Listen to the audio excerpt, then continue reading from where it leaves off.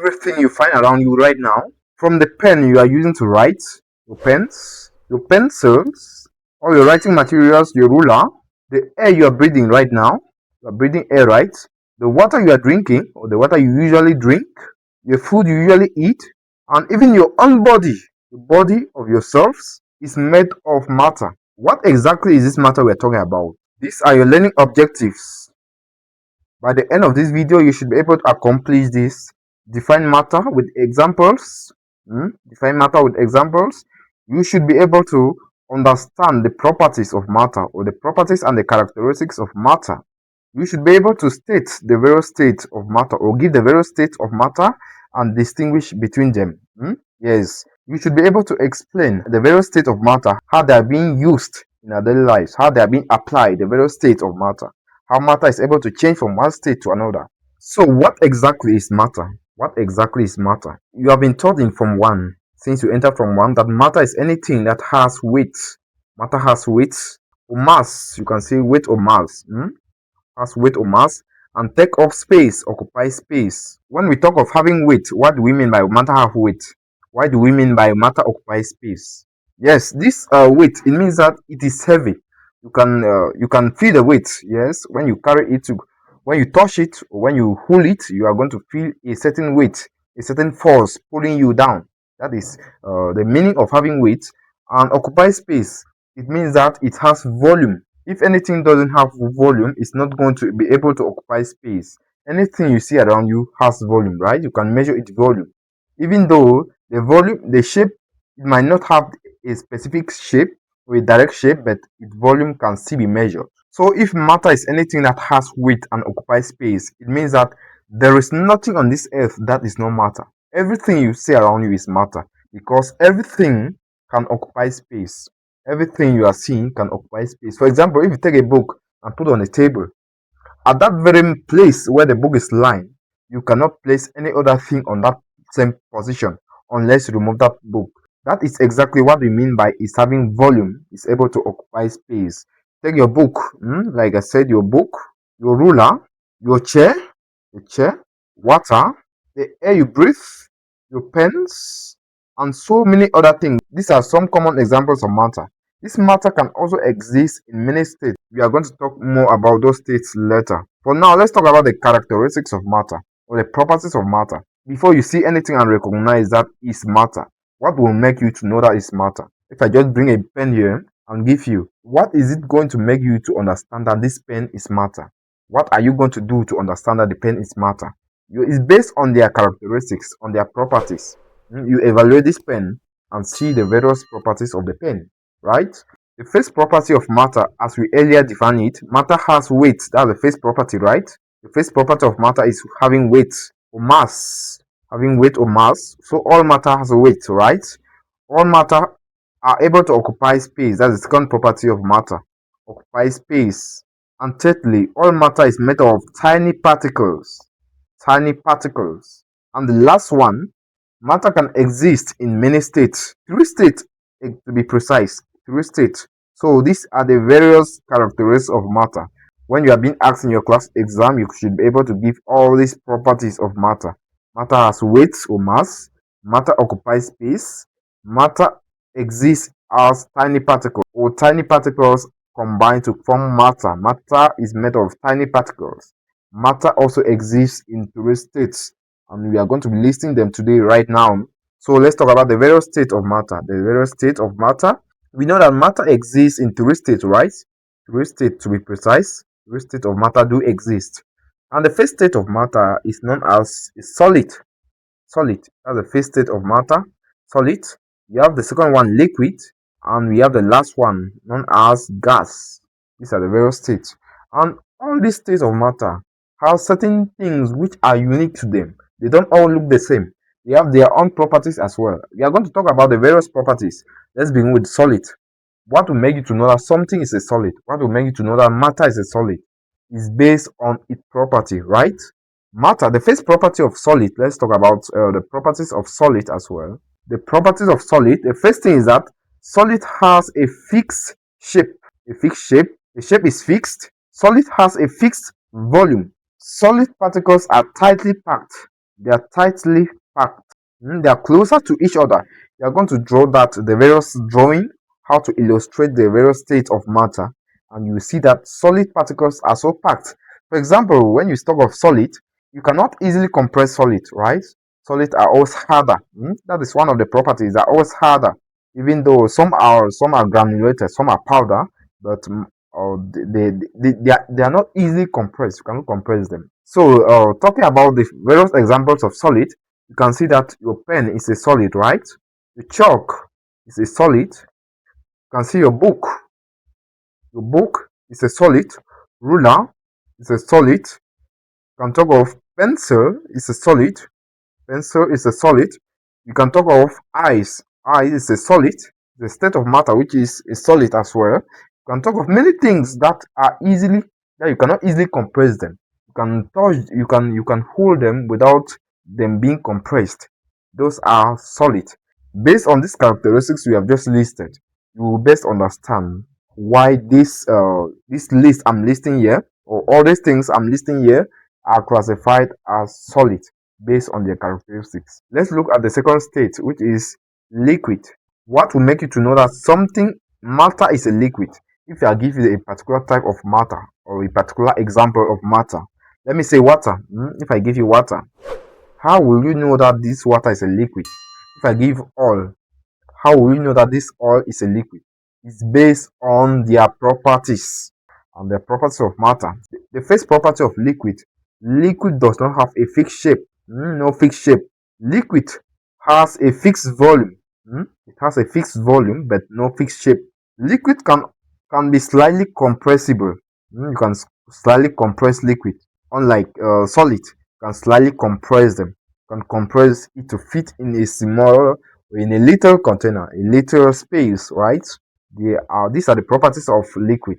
Examples of liquid. I already mentioned some of the examples of liquid, right? You can see that the last property of a liquid is that their particles are not closely packed. As for solid, they are loosely packed. They are slightly loosely packed. They are loosely packed, not as compared to solid. The solid particles are not even a little distance away from each other. They are closely packed. They are too packed. Coming to liquid, they have some spaces, a little bit of spaces in between them. We are going to draw the various illustrations concerning the various states of matter, and you are going to see all these things I'm listing here. Let's talk about the last characteristics or the last state of matter, which is gas. Now, if I give you might be oxygen, even though you cannot see it, you know that this is oxygen based on its property. If I give you air, you know that that is air based on its properties.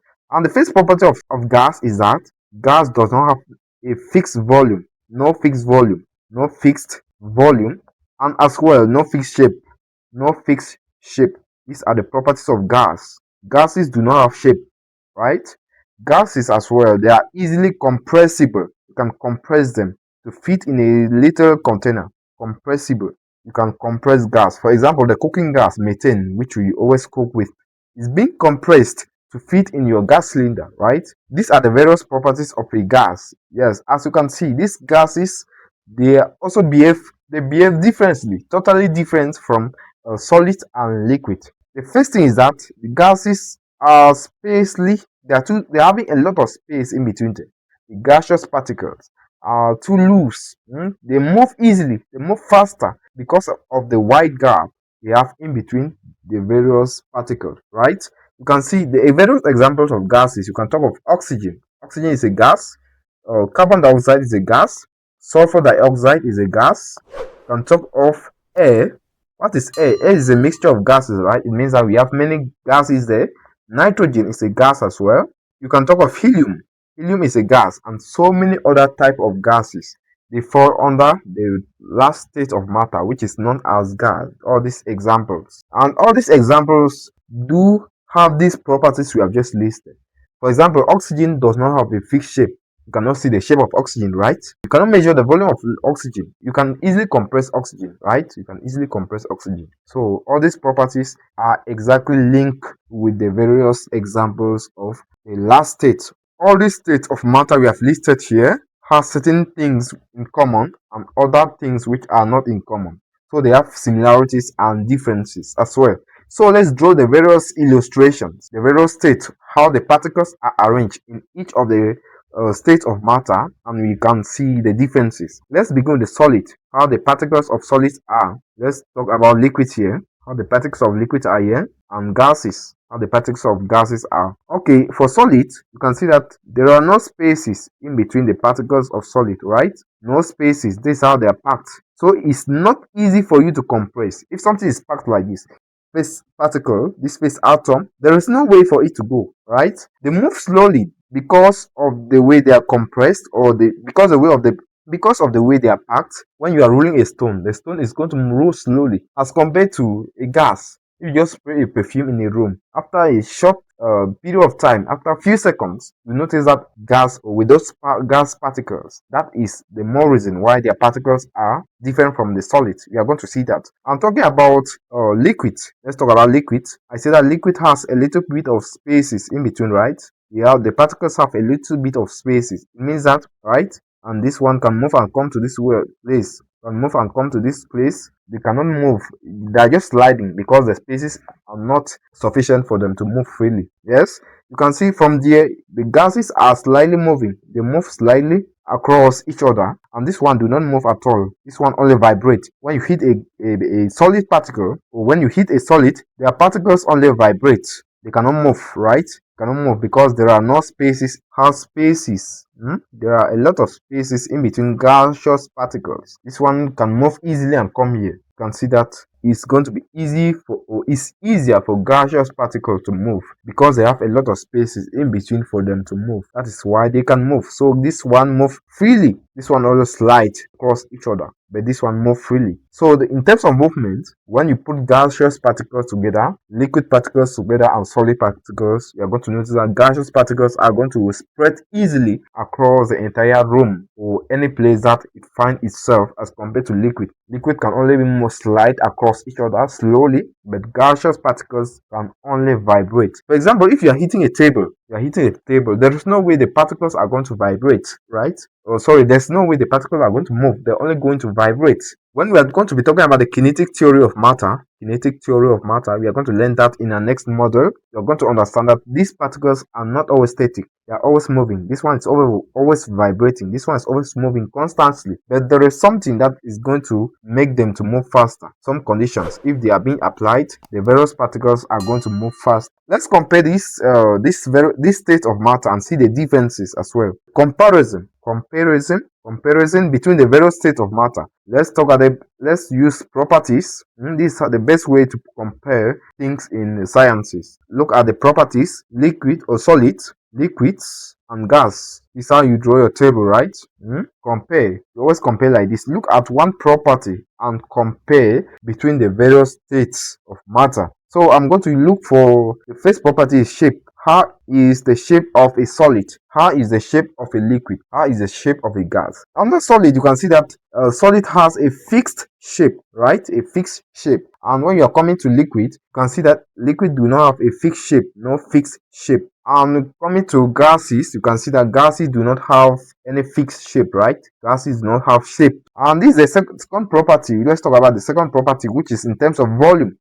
Compare for the various states of matter. Is solid having a fixed volume? Yes, you can see that solid has a fixed volume. Yes, fixed volume, fixed. And for liquid, does liquid has a fixed volume? Yes, all liquid has fixed volume. But for me, coming to gas do not have any fixed volume, right? The next property, let's compare in terms of particle spacing. I've just drawn the illustration. So particle spacing, you are going to give me the answers, right? In terms of solid, how are the particle spacing of solid? They are very close. They don't have any space. Very close to each other. Coming to liquid, how are the particle spacing? They are close, but not as compared to solid. They can at least slide over each other. You can see coming to gases, they are far apart. The particles are far apart. They can move freely. Now, in terms of movement, you can